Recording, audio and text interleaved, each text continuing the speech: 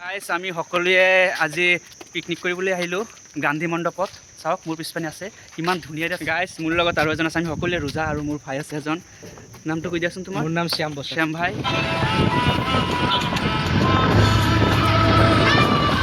যদি সন্ধিয়া সময়ত এবাৰ আহে ইয়ালৈ কেনেকুৱা কিমান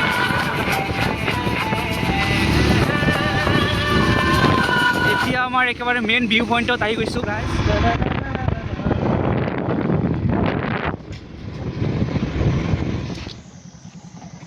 এতিয়া আমি ইয়াৰ ভিতৰলৈ সোমাম আৰু এফালৰ পৰা সকলোবিলাক বস্তু আপোনালোকক দেখুৱাম। গাইছ আমি সকলোৱে মিলি টিকেটটো কাটি ল'লোঁ।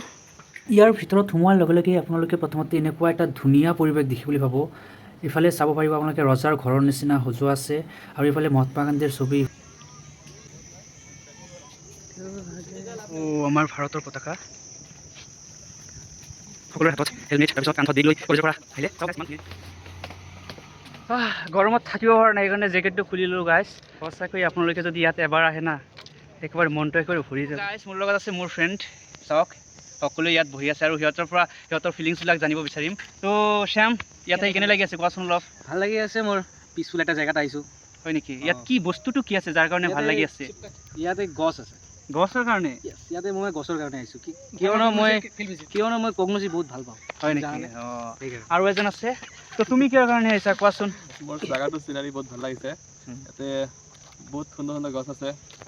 গছৰ কাৰণে সকলোৰে গছে ভাল লাগিছে নেকি? আমি কগনচি ফেভৰেট ষ্টুডেণ্ট হয়। অঁ, হয় নেকি? আৰু এজন মোৰ লগত ফ্ৰেণ্ড আছে। তো ইয়াত অহাৰ উদ্দেশ্যটো তুমি কৈ দিয়া। উদ্দেশ্য মানে আৰু কি, আমাৰ ক্লাছ শেষ হ'ল, পিছত ভাবিলোঁ কি এবাৰ অলপ ফুৰি আহোঁ। এতিয়া এজনক কৈ দিলোঁ ক'ত ভাল জেগা আছে, ইয়াতে ক'লে কি হিলটপ এটা আছে ইয়াতে ভাল বুলি, গান্ধী পইণ্ট বুলি, গান্ধী মণ্ডপ বুলি। তো ভাবিলোঁ এবাৰ তাৰ পৰাই আহোঁ আৰু ফ্ৰেণ্ডবিলাকে একেলগে আহি পেলাই ইয়াতে আহিলোঁ, যাতে অলপ ভাল লাগে আৰু ইয়াতে ফ্ৰেছনেছ ফিল হৈছে। অঁ, ভাল লাগিছে না? সঁচা কথা ক'বলৈ গ'লে সিহঁতৰ পৰা শুনিবলৈ পালোঁ যে ইয়াত আহি কেৱল গছ গছনি বুলি সিহঁতৰ ভাল লাগিছে, কিন্তু মোৰ সঁচা কথা ক'বলৈ গ'লে পিছফালে যে চাইছে না, সেইটো চবচে ভাল লাগিছে। আৰু এইবিলাক চিৰিবিলাক চাইছে না, কিমান ধুনীয়াকৈ সজাইছে গাইছ। চিৰিবিলাক ভাল লাগিছে সঁচাকৈ। চাওক অকলে বহি আছে ইয়াত আৰু আমি সকলোৱে তলত গৈ ফুৰি আহিলোঁ আৰু তেওঁ সকলোৱে ইয়াত বহি আছে। কি ক'ম তাক।